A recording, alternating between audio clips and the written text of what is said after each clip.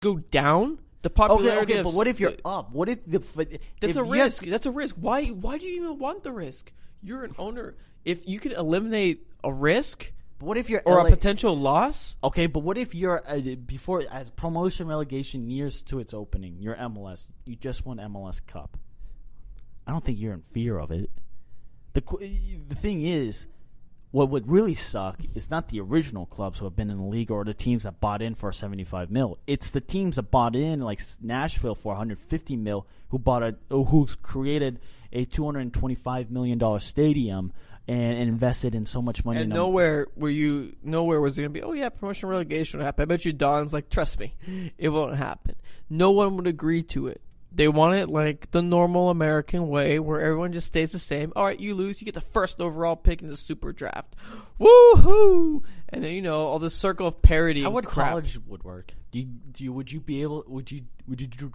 you have a draft where every team in USL? You'd get rid of the draft. You do a bidding thing. You make monopoly money, and you start to allow club. If you make it draft allocation money.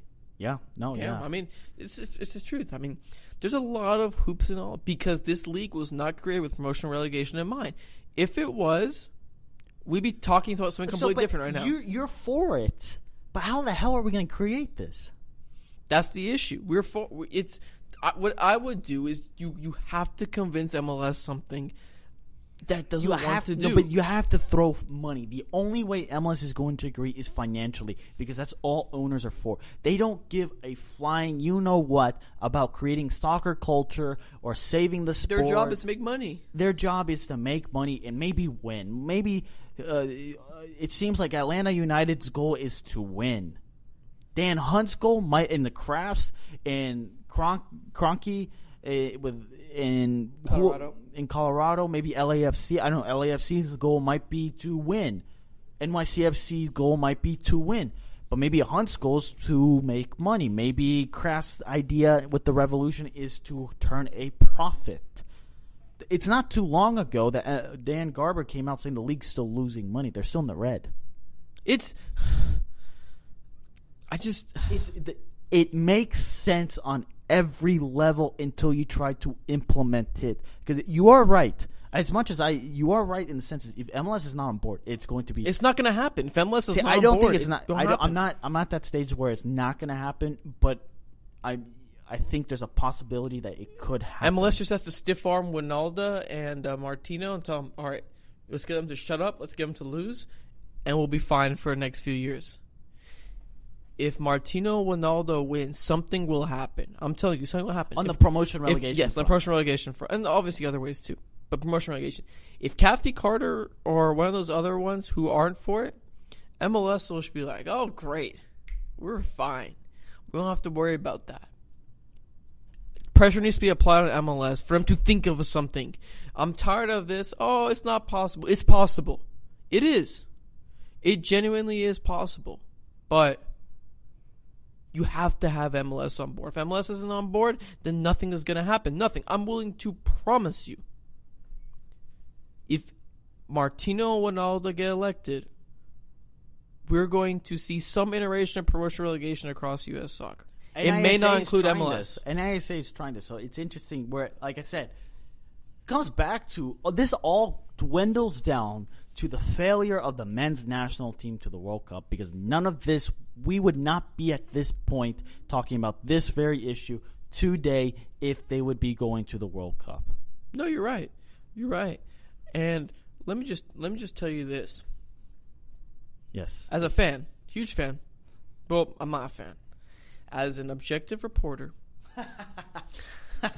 I'm not a fan. I'm not a fan. As a reporter, as someone who's followed MLS, who's followed soccer all around, it's a huge mistake not implementing promotion relegation at some time. MLS is trying its hardest to just stiff arm.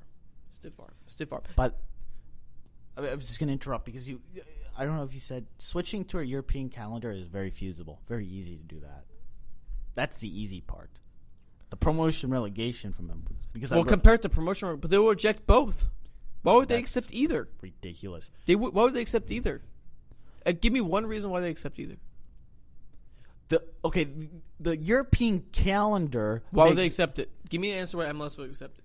It's MLS has to accept it. It can't be NASL, USL. It's more logical to accept the European calendar than it is to do promotion relegation. Objectively speaking, if you're MLS, from an MLS perspective, and you're gonna say they're gonna throw the players, right? You're like the World Cup, you want to attract World Cup bound players. Yes, you want them to focus. But here's the other thing: is it's becoming an issue. The weather is a huge issue. The winter is very cold. Like I said, take a break. I can figure. I could write it on a napkin. I could tell you how to do this. The summer months, it is dreadful when it's 105 degrees. It's terrible. It is terrible. And it's 105 degrees in California, in Texas, in Florida, probably Nashville, Colorado for sure. I guarantee you. No player wants to play that. It looks ridiculous when they're playing in the during the World Cup. It looks ridiculous when players are missing for the Gold Cup, as stupid as a competition that is.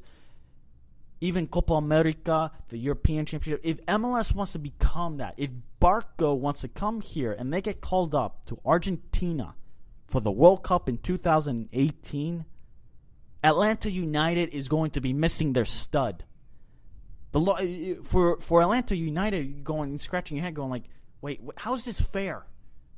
Some mediocre team who has no stars but has all their starting players could probably beat Atlanta because Atlanta's missing a ton of studs, or Toronto, or we'll name whatever other squad.